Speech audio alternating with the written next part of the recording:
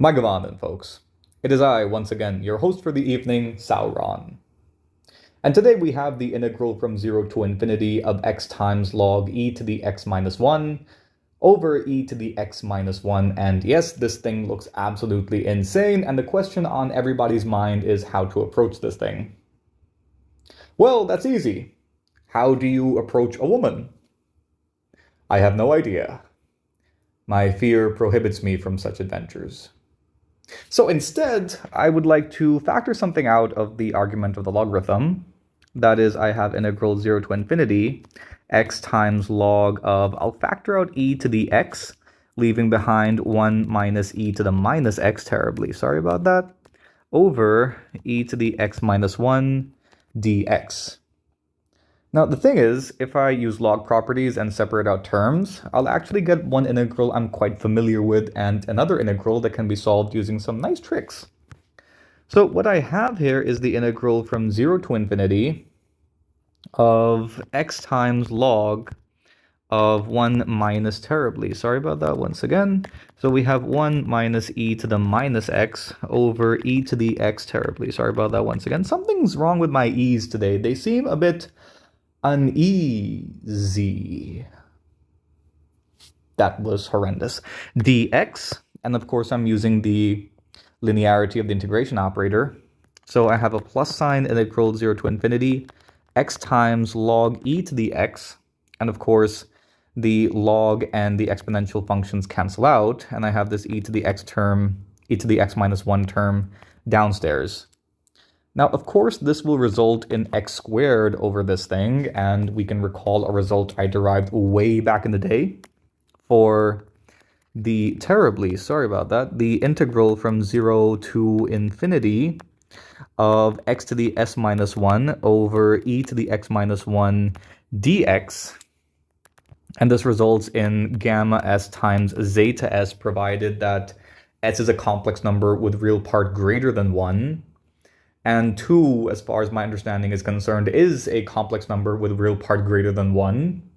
So that means this thing should result in gamma 2, terribly sorry about that, that was too cursive even for me, gamma 3, that is, times zeta 3, which is of course Apéry's constant. And this integral, I shall name it as I sub 1. And that looks a lot better after my OCD kicked in. So the target integral actually equals this I sub 1 plus gamma 3 times zeta 3. And gamma 3 is just 2 factorial, which is 2. So we have I here equal to I sub 1 plus 2 times zeta 3, or Apéry's constant, as it is commonly called as. Okay, cool. Let's move on to the evaluation of I sub 1. So I sub 1 is the integral from 0 to infinity x times log 1 minus e to the minus x over e to the x minus 1 dx. So what I'd like to do straight off the bat is expand using e to the minus x upstairs and downstairs, because that results in some really cool structures. So integral 0 to infinity x times log of 1 minus e to the minus x over 1 minus e to the minus x and e to the minus x dx. And the reason I wanted to do that is now I can invoke some good old integration by parts. So if you look at this thing here, that is log of 1 minus e to the minus x, and you differentiate this thing with respect to x, then you have 1 over 1 minus e to the minus x, and via the chain rule, I have negative e to the minus x, but the two negatives cancel out. So the result is exactly the structure that I do have. So I can use the power rule. On integration by parts, we should have x times log square of, terribly sorry about that, 1 minus e to the minus x over 2, with the limits being 0 and infinity, minus 1/2 the integral from 0 to infinity, and of course the derivative of x with respect to x is 1. So we're left with this integrated function, log square 1 minus e to the minus x dx. Okay, cool. Now it's pretty easy to evaluate this thing in both the limits via L'Hopital's rule, and it's easy to see that, or it's easy to verify that this thing crashes down to 0 in both limits. So I will leave that as an exercise to you, the viewer.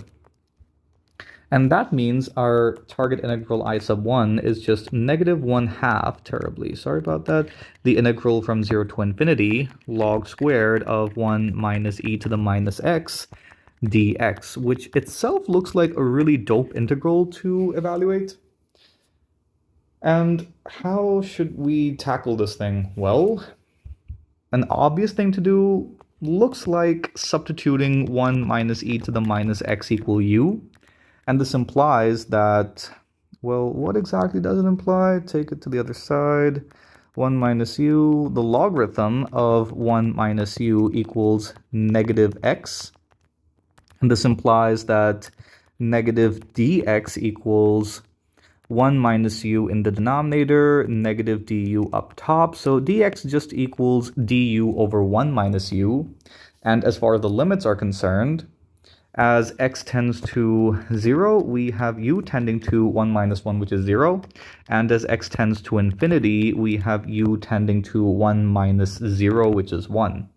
So I sub 1 transforms into negative 1/2 times the integral from 0 to 1 of log square u now over 1 minus u du.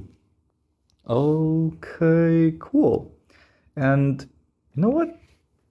Perhaps it would have been better to compress these two transformations, and by two transformations I mean the one I just showed you plus the one I'm going to show you. We could just compress them into a single transformation. So anyway, it doesn't matter anymore, at least, or well, it does kind of matter because I'm going to solve this thing. Now I'm just overthinking my words. So let log u here equal negative t, because this will imply that u itself equals e to the minus t, and this implies that du equals negative e to the minus t dt, which looks dope. Also, as u tends to 0, we will have t tending to infinity, and as u tends to 1, we will have t tending to log 1, which is of course a big fat 0.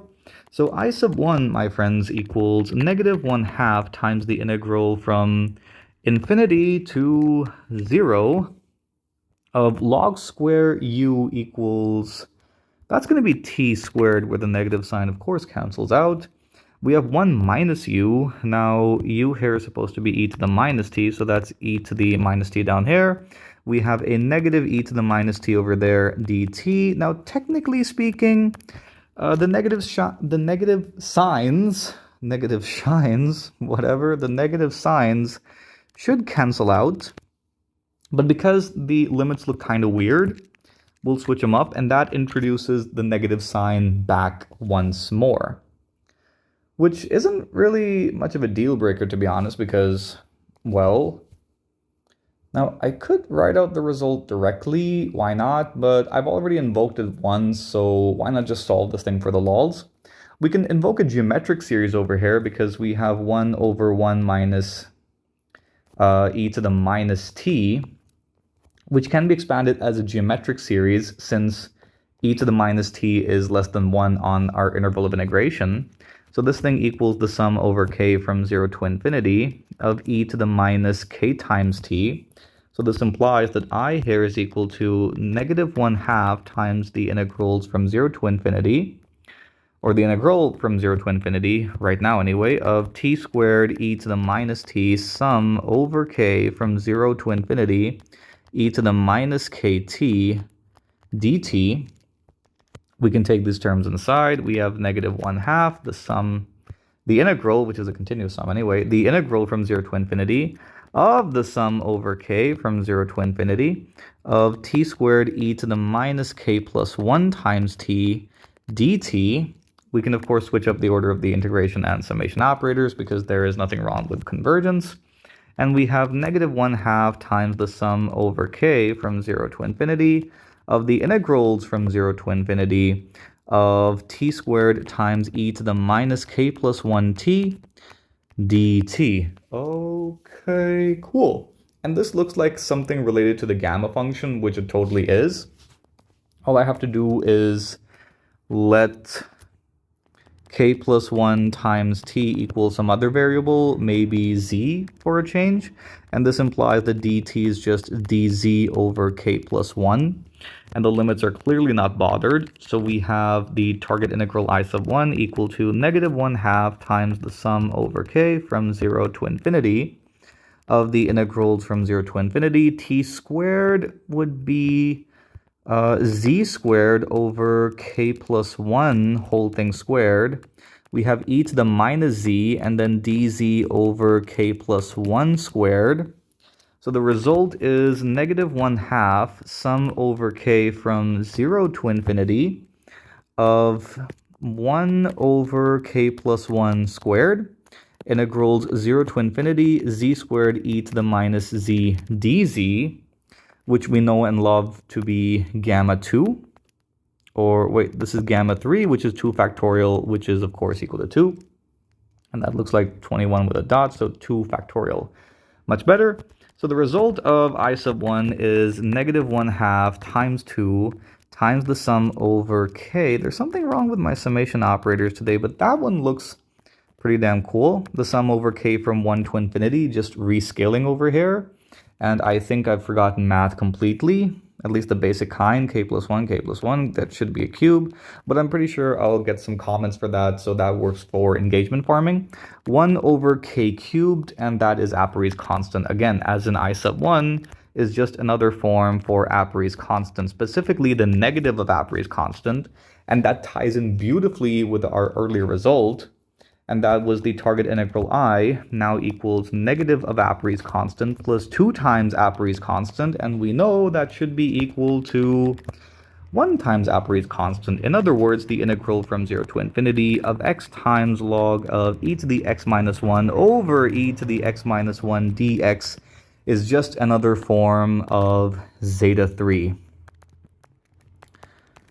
I hope you enjoyed the video. Be sure to like and subscribe. Thank you. See you next time.